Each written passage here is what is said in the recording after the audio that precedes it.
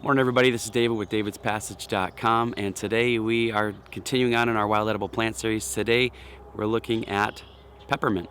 Stick around.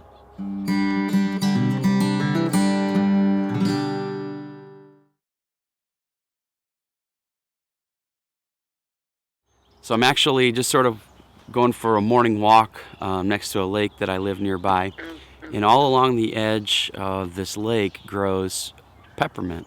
Peppermint is one of my favorite wild edibles. Again, I say that a lot because it's just so good. It's just so good. So let's take a little closer look at the plant and talk about how to identify it, and then talk about some ways that you can enjoy it. Peppermint is going to grow along watery places, in ditches. It really needs a good source of water and sunlight in order to become really prolific. There's really just a few things you need to know about peppermint in order to properly identify it. First of all, you're looking for a plant that grows straight up, about 2-3 feet tall, and when it's fully grown. You're looking for leaves that are opposite, and then those leaf pairs will grow in pairs opposite on the stalk. Leaves will grow right off the stalk, and then those pairs will alternate, up.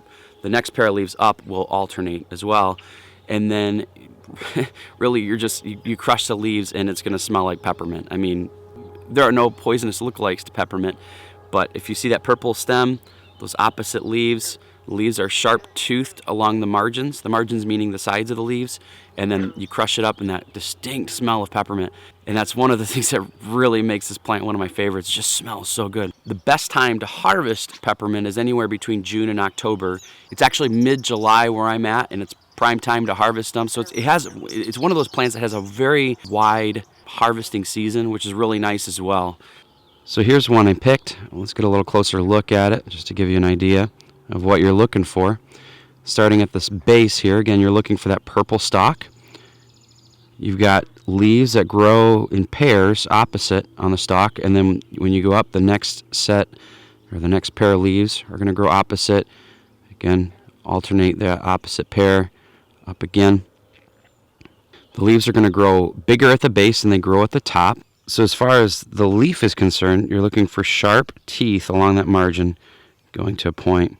As far as the vein structure of the leaf, similar to what we see in mulberry, there's a single vein, and then little veins grow alternating along that main vein on the leaf. Just a beautiful plant. Love this plant. And when you crush it, you're going to smell it. Oh, it's going to have a strong, strong smell of mint. At the top, there tends to be a little cluster of 4. Now the 4, they're not actually a cluster, because if you look closely at it, you've got those opposite leaves, and then the very top, or the crown, has another opposite pair that kind of grows up. But when you're looking from above and you're looking down on the plant, and that's a lot of times how you're going to see it. Looking straight down. There it is. So let's talk a little bit about how you can enjoy peppermint. First of all, you definitely can take them and just straight up eat them. Boy, and that flavor is just boom, gonna hit you. It's very strong. And one of the things about peppermint you should know is that the taste can actually vary depending on where it's growing.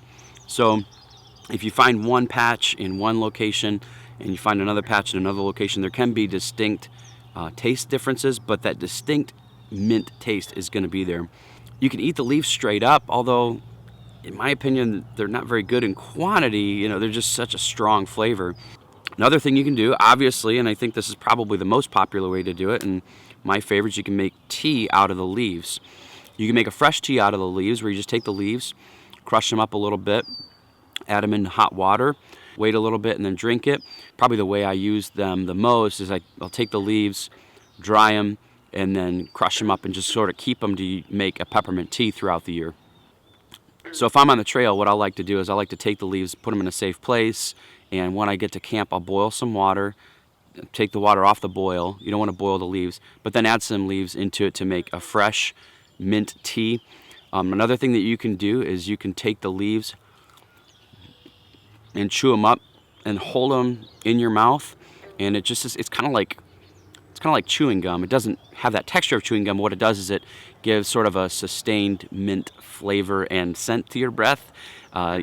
That can really be useful on the trail, especially if you're hiking with other people. Another thing you can do is you can take the leaves, add them to salads to sort of spruce them up a bit.